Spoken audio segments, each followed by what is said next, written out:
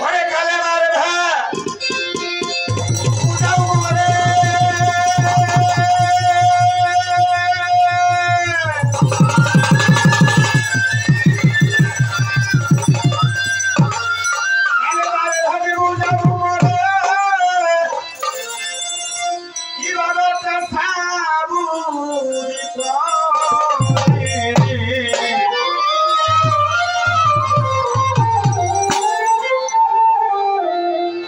দেহের কলেমা দেখবো আমি সাইয়া দিবা দেখাইয়া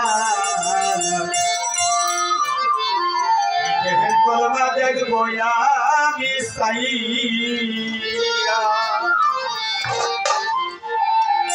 সাধক একটু এই দেহের মধ্যে যে কালেমা আছে এই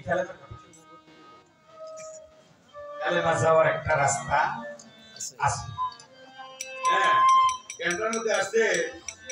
কালাম হইতে কলেমা হইল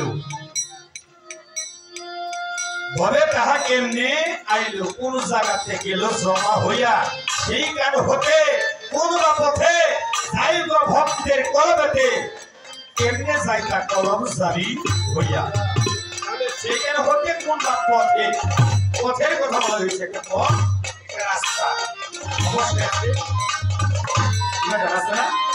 একটা রাস্তা আছে যে রাস্তা দিয়া ওই কলেমা আয়সা ভক্তের কালেমার মধ্যে জমা হয় এই রাস্তাটা আমাকে দেখাই দিবেন যে কালেমার আসার রাস্তা এইটা আমি পরিষ্কার ভাবে বলতে চাই আমি একটা রাস্তায় জানতে চাই কালেমাতে আসে যাওয়া আশা করে এটা কার মাধ্যমে কিভাবে কোন রাস্তা দিয়া ভক্তের কলবে যায়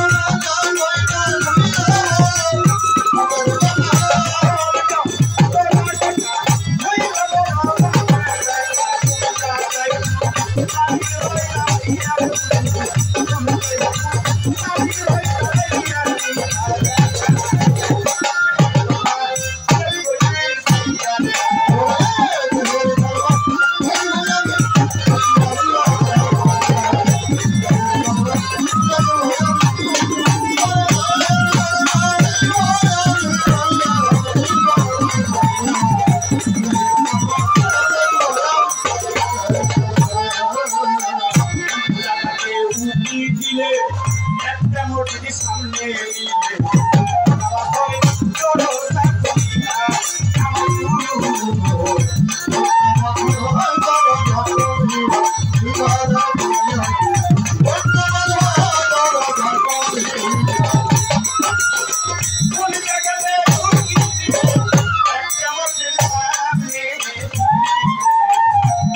আমার